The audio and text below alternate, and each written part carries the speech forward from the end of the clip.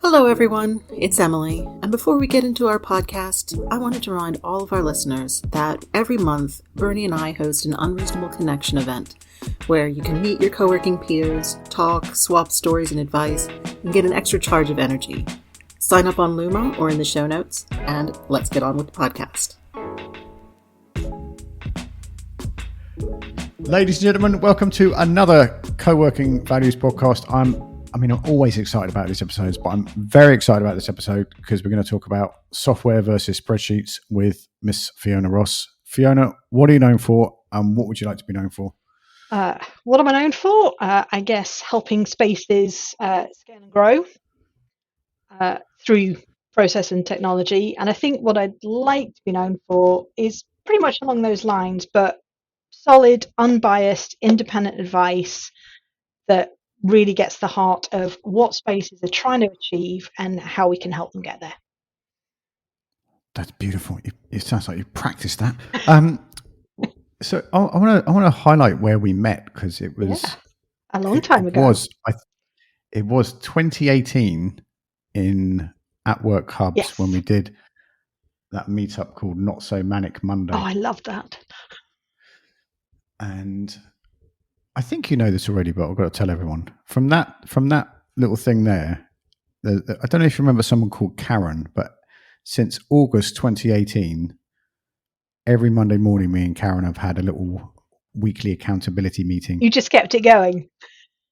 Yeah. She emailed me and said, "Look, I know I really enjoyed that meetup and I liked having the accountability chat, and I know you don't want to do it because it didn't work very well, but And she said, "Oh, well, maybe we could have a call." And I was like, "Oh, but it was supposed to be a meetup." And I said, "Yes." And we've been going, what is that, 5, 6, 7 years? Yeah. We follow the 12-week year. So 2 great things came out of that.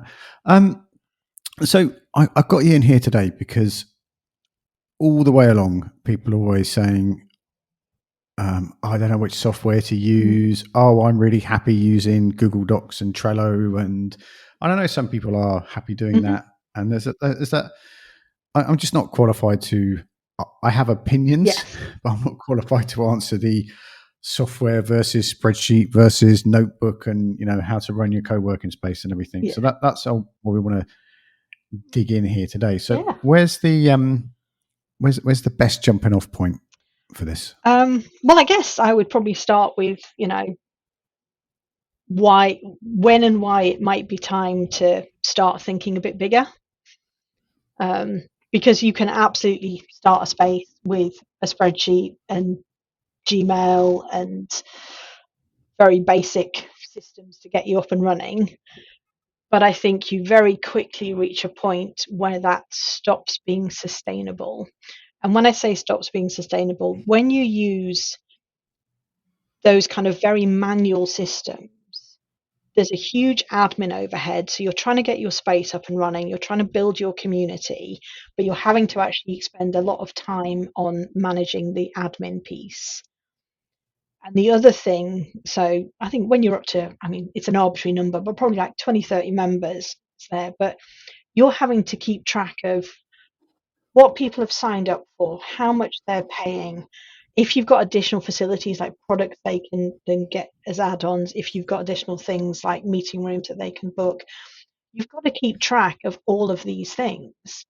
And to make sure that you don't double book things and that you actually have resources available and all of that. But you also have to make sure that you can bill for it, because if we don't have revenue, we don't have a space. So I think that it's very easy to start off very simple, but then soon find that a huge amount of your week is just taken up by trying to stay on top of it and make sure that you do bill for the money that you are supposed to bill for so that you can keep your doors open. And the potential for error and everything obviously creeps in there as well, and then people get upset because they've billed the wrong thing.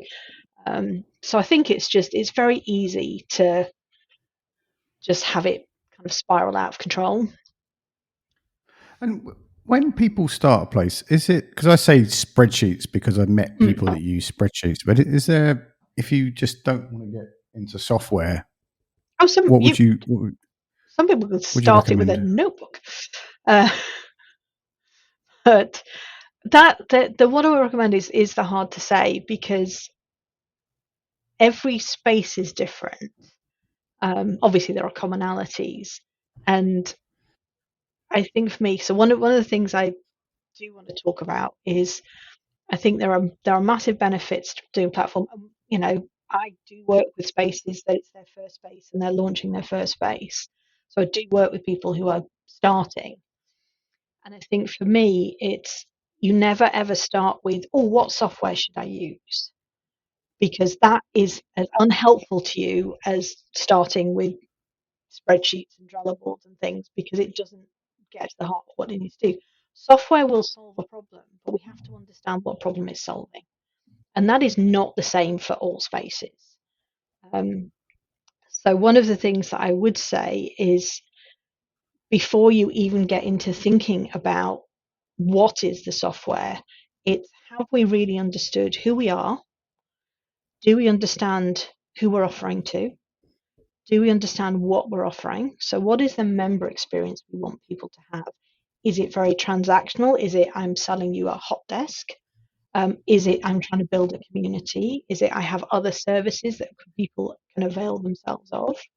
So there's a whole piece about what do we want to offer to members. And when I say members, I mean people signed up for month to month. I also mean people who are regular users of our space. So what do we want them to do, and how do we want them to be able to do it? Do they have to come talk to us? Do we want them to be able to do stuff on their own? A little bit of self-serve. Do we want both? And then the other side of it is, what do I want my operator experience to be? Because you have to run the space. So what's important to you about, how much time things take you, how reliable it is, all of those things, because reducing human error. So I think it's understanding those processes. What's our sales process? How do we onboard people? How do we offboard people? So if somebody leaves, what do we need to make sure happens? So there's a whole host of things that I think you have to think about. And while some of that might sound scary, you can start with a very simple version of that. But those things are what then drives what's right for me. There might be some things, like you might have taken over a space that already has this type of access control, that already has some Wi-Fi kit that's been left behind. So you might need to, for cost purposes and for general environmental, let's not waste things purposes, you might need to be able to work with what you have. So that's another thing that we factor in terms of, if we have this particular access control system, do we, is that a factor in terms of which workspace management platform is right? So I think there's so many things to think about, and it's never a case of just, oh, my mate said this platform's good, I'm using this platform. Because it might be great for them, it might not be great for you. I feel that happens a lot. That over the years, I've got to understand more so the people who run that software company, how they'll fit with that person. Yeah. And like I asked you the other day, about two I companies. do think there is some of that, and there's as part of when you're whoever you are, like even if like not even in co-working, when you look at outside the flex market, if you look at just corporate stuff I used to do, whenever you're looking at investing in a platform that is critical to your business, because that's the thing, this is not a little side thing, this is critical to the running of your business, this is critical to your membership. You do want to understand a little bit, what's the support like, how approachable are they open to tweaks and customizations, all of those things. And I do think personality and that kind of thing does play a part. One of the things, obviously, as some of the platforms have matured, obviously that profile can change a bit, so it's certainly not the only factor, but I do think it is a factor. And does that particular platform also, does that suit my style of space? Is a real consideration. So one of the things is, like, when people start off, because there's, let's just get it going with a notebook and a spreadsheet. Yeah. And so for people listening to this, and I know there's people listening to this who are about to start a space, and part of the reason I asked you to do this because there are people going, I think I better run some software, and I don't know which one to choose. Yeah. So, they get their building. What could they do to make it less painful to move from DIY to a platform, or is there just, you just got to get on with it?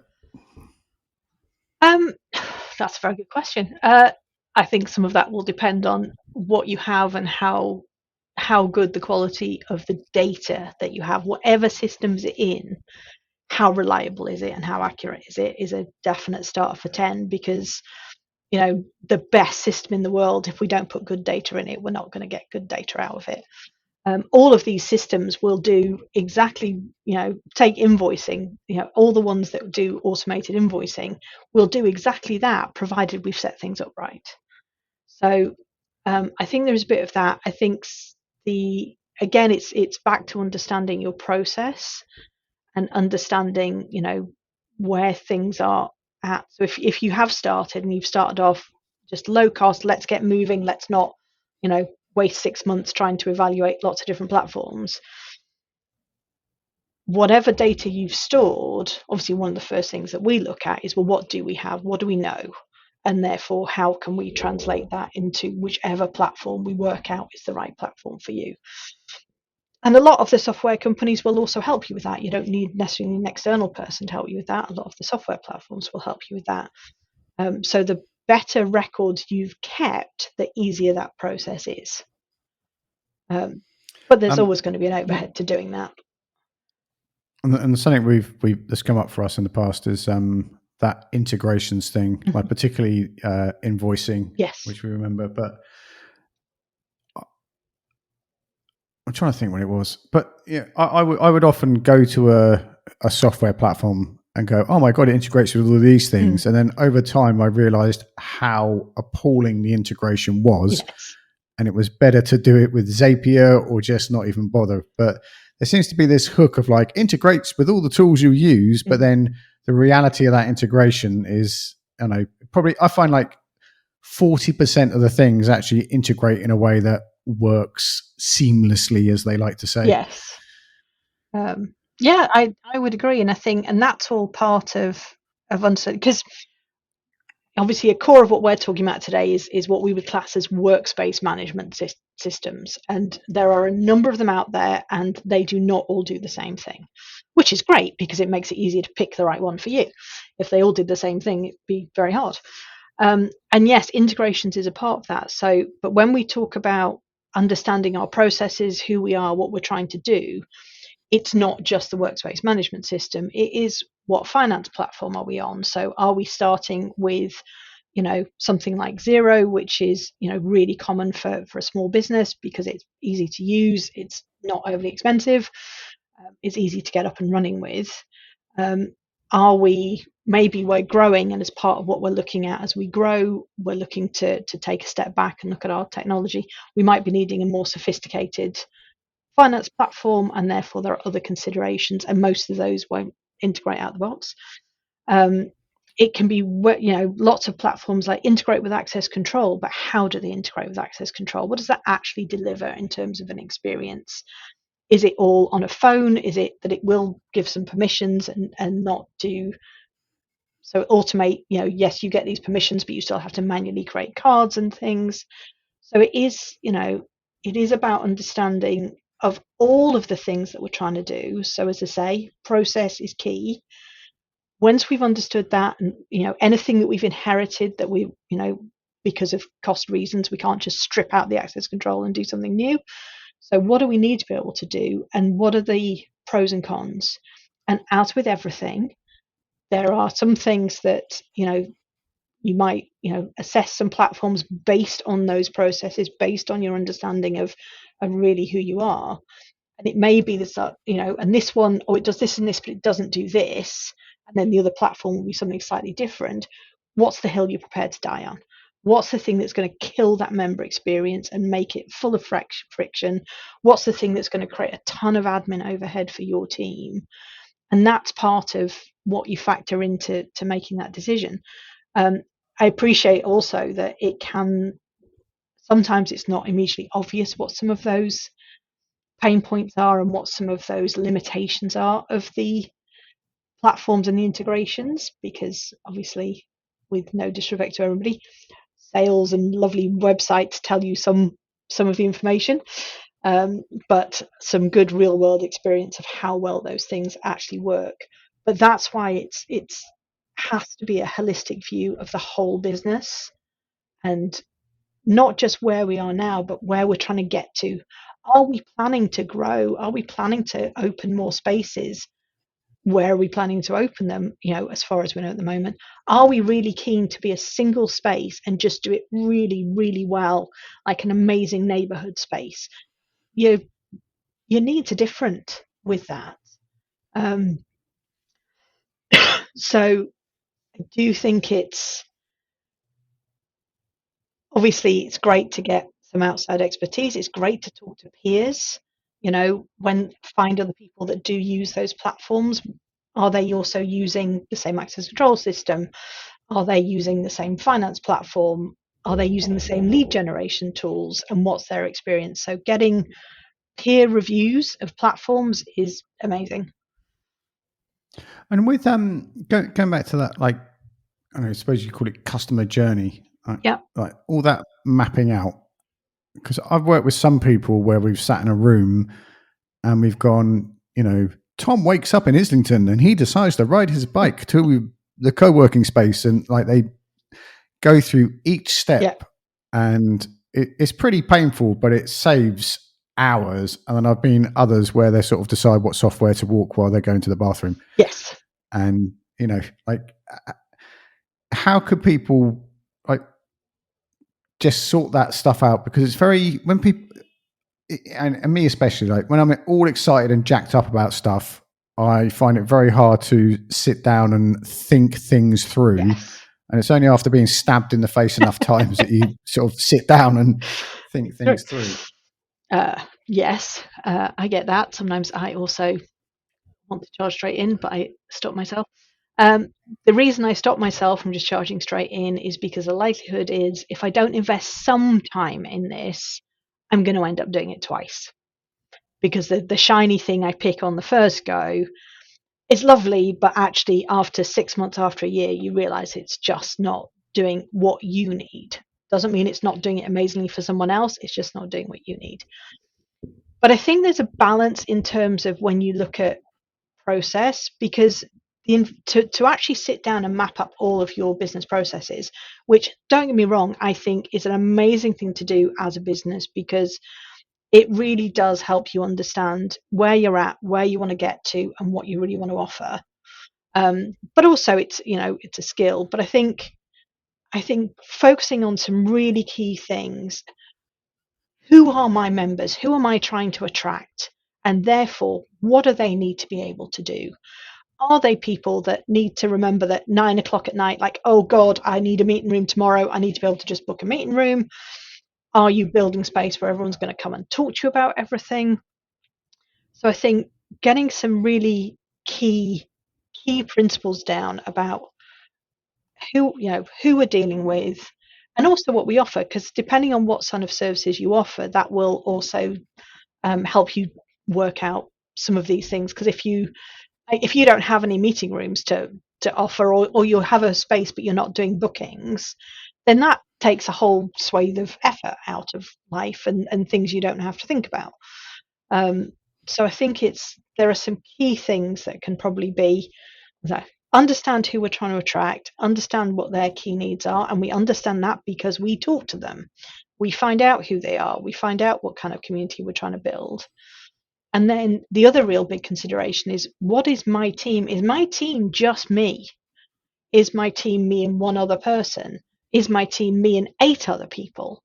Because that, again, gives you different things. If you have a bigger team, amazing, fantastic if we can get to that point. And obviously when you're starting out, this night might not be on the cards, but your aim might be that in 9 months, a year, you have got a much bigger team. We also want to put things in place that allow us to work as a team, that allow us to be consistent.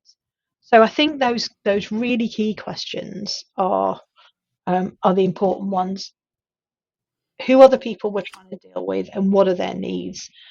what is my team like now, and what is my plan for my team in the future, and number of buildings and things, and therefore what are our key needs. But the more time and energy you can invest in mapping out more and more and more of those processes and those desires and those outcomes. What are the outcomes I'm looking for? What reporting do I need? What do I need to be able to report on? Obviously, there's financial reporting, but there's also reporting about use of our space, who's attracted to us, turnover, churn, all these kind of things. That will also inform it. So key things, I think. But yeah, the more time you can invest in that, the better. And I think all that stuff you just said there is sitting down with other co-working space owners and community managers and geeking out about that stuff. Yeah. Because then you'll be able to work out whether, like, oh, between us we know enough and we've got that shared experience and I've got what I need to know, or wow, I'm way out of my depth. Yeah. I need to go and hire someone to help me do this. Because I've seen people try and do it on their own. Yes. And then they've hired someone for, 10 grand a day because they don't know what they're buying, and then got really annoyed that they realized that they just had to flick a switch in the ops cupboard and it all worked. Yes. Yeah. Kind of thing. So the last thing to, is there anything I haven't asked that you want to shout out before? I think one of the things, so once we've got this point, as I say, I know I'm stressing it, but it's not about starting by what platform we want to use. It's about understanding which one is the right fit. But the other thing, obviously, that is a consideration, and particularly if you're a new space, is cost. And it might be obviously cost of the platform, cost of any associated things like, a Xero, a Wi-Fi management, and access control platform. So there's an overall cost. And absolutely, the bottom line is important because we have to keep the doors open and we have to make sure we can get enough revenue to hopefully cover all our costs and give us a cushion. But the thing I would stress is there's cost and there's value. And you can look at two platforms and one of them might be half the price of the other, but the hidden cost of going for that one for your space is that actually there's a ton of overhead, there's potential for error, there's a member experience knock on, which means your members actually, after a while, they're like, yeah, this isn't really working for me, they leave. And this is not me saying that the cheaper one is the wrong one. I'm saying in a scenario where it's not been properly evaluated and you've gone for the cheaper one just because it's cheap, that can be the cost. Sometimes the cheaper one is the right one for your business and it is the fit. But I would say it's about understanding the true value of that platform. And yes, there is a cost to it, but if that can really deliver time savings for you, so you have more time to focus on your membership and your team, and building your space and building the services that you offer, if it gives members the ability to do everything they need to do while still being able to talk to you and engage and do things, if it gives them the ability to engage with each other, that has a value. So I would say it's understanding that, and it's making sure we don't just look at cost. I've got one last question, which is, so say I'm going to open in, where are we now? June. So I'm going to open in the end of July. Yeah. And I've got 100 seats in my co-working space, and I'm going to open at the end of July. When should I start looking at software and getting it set up and everything? So actually getting it set up doesn't necessarily take that long. The bit you want to be doing now is the pre-work of the processes and who we are and what we're doing. So that once we've established, because we've got to work out from that, we've then got to look at the platforms and work out which is the right one, and then we do the implementation. It does vary by platform massively. It also depends on whether it's something you're trying to do yourself or whether you're getting some outside help for that. Some of the platforms offer implementation as part of it. Sometimes that's a charge thing. Sometimes, obviously, they use people like me. And sometimes people are more than able to set it up themselves. I would say if you're setting up yourself, you probably need more time just because you're working out all the different bits and making sure it's correct for you. With the using implementation services from the vendor themselves does just vary. They will have a process, and that can be 2 weeks to 8 weeks, depending on how complex and what their processes are. So it can be really variable. So I would say it's ideally you want to be looking at this stuff like 4 months out if you can. But it's, as with everything, it's always flex, and there's always ways to make some things work. But ideally 4 months out, I would say, if you're opening a brand new space, particularly if it's your first one, start thinking about all this stuff sooner rather than later. That's what I hope to say, because I've met people who choose their software like 3 weeks before they're going to go, like, which is a bit like choosing the oven for your kitchen before you open your restaurant. Yes. And they think that, I don't know, it just takes a long time to learn software, and I think that so I don't know why I'm hesitating, because it, like, you always end up, think how much of Google Docs or Microsoft Word you don't use because you've never found out about it, and you end up using something else because you don't realize it. And I know you've had this conversation too, the amount of people that come to me and say, oh, I don't like X software, I'm going to Y. And I say, why don't you just go back and speak to Bob and see if it does that? Because you've just, you've gone to an event, and Brad at the stand has dazzled you with your squeezy ball, shiny thing, and it's not, moving software is not like changing socks. It's a big undertaking. I mean, we do that because obviously we do migrate people from platforms, and there's a huge amount of work that goes into that. So yeah, definitely shiny thing. And how long does it take to migrate someone? Say there's like 100-seater co-working space. How long does it take to migrate someone? Is it 2 hours or 6 weeks? Probably closer to the 6 weeks. It does very much. Again, I hate saying it depends. It's so unhelpful. But again, it's a process. So it's analysis of what we've got. So what's the data? What's the data structure? What's also got? How good is that data? How much confidence do we have in what we have in the system we're moving from? We have to then map all of that data and work out how we get it right, because they don't all use the same architecture, same terminology, same things. So you can't just sort of do a ton of exports and a ton of imports. You have to do a lot of data manipulation to get it from A to B.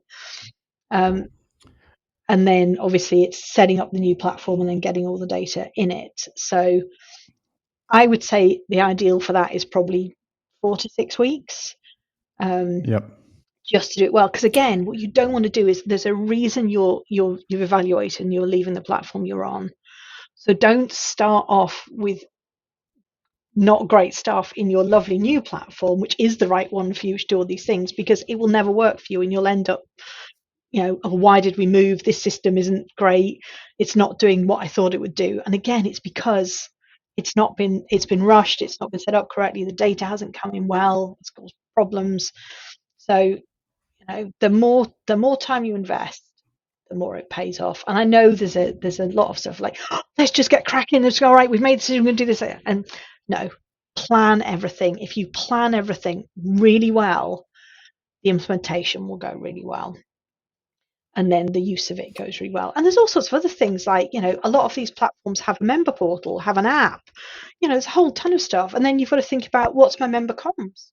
How am I communicating to people? All this lovely stuff that's coming that they're going to be able to do and manage and all these things. So, it's a lot to do, but if it is properly evaluated to start with, we know what we're trying to achieve. We do a proper implementation plan, including all the non-system stuff, all the comms, all this kind of stuff.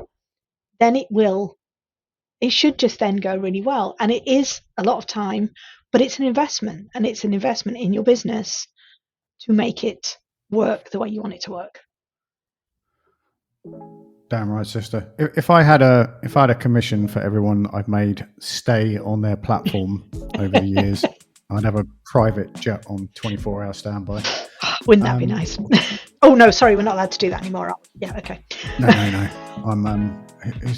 I'm with Ed Sheeran on that. Where can we find you online and track you down and follow your adventures? So LinkedIn is the main one, which is very easy because it's just Fiona-Ross-London. I'm sure we can put a link in the show notes. I do have a website, which is scotty.pink, although I don't actively push people towards it. We're going to put that in there to shame you into action. Yes. But yeah, definitely connect with me on LinkedIn, contact me there, and I'm always happy to chat to people. Brilliant. So everything all the links in the show notes, as always, folks, including the link to the LinkedIn group, and we're already talking about European Co-working Day 2026. Yay. And the Workspace Design Show in London 2026 as well. And wherever you are in the world, be careful out there. It is a jungle. Yay! Say goodbye, Fiona. Thank you very much.